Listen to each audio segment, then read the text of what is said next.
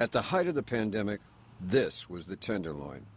You couldn't turn a corner without seeing open drug use or open dealing, or streets lined with tents. The people living here, businesses, nonprofits, even the University of California, all demanded action. Kate Robinson is the executive director of the Tenderloin Community Benefit District. There's been a lot of attention paid. Hasn't it paid off? I would say yes. You know, I've been in this neighborhood for 13 years and really saw it at its worst during the beginning of the pandemic.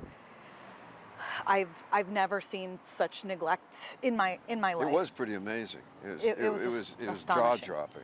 So it had to get better, I imagine. It had to. We saw what I think was the bottom, and I remember feeling really terrified for the neighborhood children to go back to school, and wondered what's going to happen, and feel like the city and the community really came together and marched to City Hall, residents, families saying enough is enough here.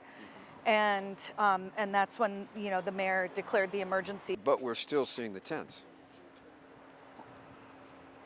But this is dramatically improved, and we're in the area outside of where Urban Alchemy is operating. They, to me, were the game changer. Urban Alchemy is a nonprofit that puts regular people on the streets instead of police to address the Tenderloin's most basic problems. And according to Robinson, their presence has changed the atmosphere on the blocks they patrol. So the street ambassadors have sort of cleared the way then to clear things up, is that right?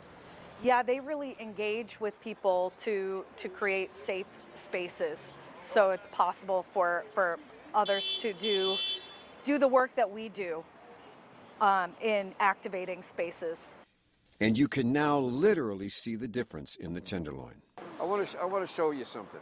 Across the street there is one of the ambassadors that keeps an eye on things. You notice how clean the street and the sidewalk is? They end here. Take a look at the rest of the street that we just walked through. So what's the difference between these two blocks? Urban Alchemy is the difference between these two blocks. What does that mean to the viewer? It means that Urban Alchemy is present on the south side of Eddy Street and south of here, as well as Mid-Market, and that's where we see really active, clean, and safe spaces. Why aren't they up there? Funding. So we only have enough to do half the Tenderloin or a quarter of the Tenderloin? Yeah. The city has provided $4 million to fund community-based improvement projects. Is this one of them? So this is the Urban Alchemy Oasis. This used to be a parking lot with a lot of negative activity inside, and this used to be a thieves market and a homeless camp. I remember it. Absolutely. This is the transformation. We see a lot of residents come and bring their dogs. This is one of the few dog parks in the neighborhood. A lot of people come and have meetings here or have their lunch here. It's an open space for anybody. Across the street, city funding helps to pay for monitors to watch children play in playgrounds they wouldn't have gone near a year ago. This is another one of your successes. Absolutely. This was renovated right before shelter in place began, and it's active until 8 p.m. with children and families. We have hundreds of visitors to the parks, nearby residents coming in, accessing the parks every day. This was ground zero Yes. for a lot of the drug dealing Yes. and a lot of the tents right here. Absolutely. This was it. This was it.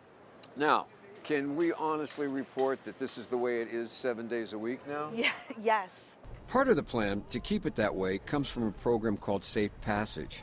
The program helps both kids and adults cross the streets, and it also adds eyes to the streets here.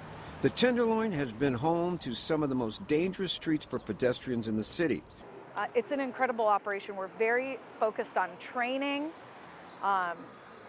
ourselves to be safe when we're looking after each other's safety, and really connecting with people when we're out here, and changing what it feels like for a child to walk home from school, changing what their memories of growing up in the Tenderloin would feel like, in knowing that they are looked after.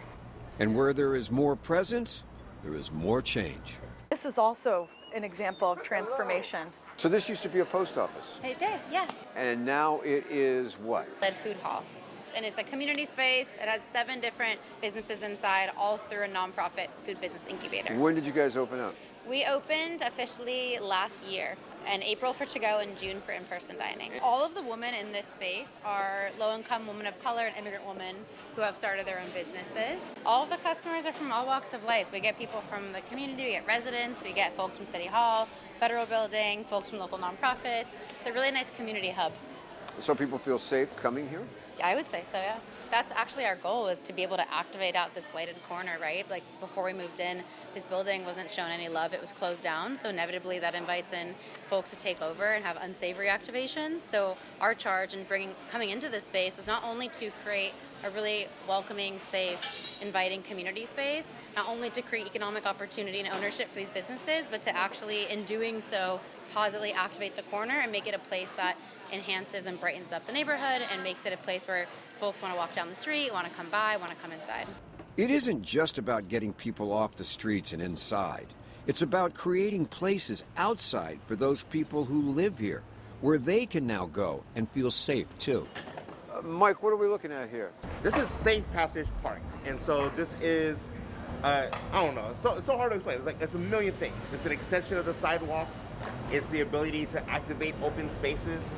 It's reclaiming the streets for the residents and the stakeholders here in the Tenderloin. It was about a year and a half ago they said they couldn't step outside their house because they didn't feel safe walking on the sidewalks. When this opened up, there were boxing programs offered by the Salvation Army Clock Center.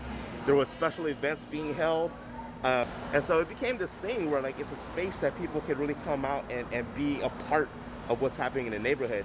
And outside of just the special opportunities, there's people that come here and usually just use the space to sit down.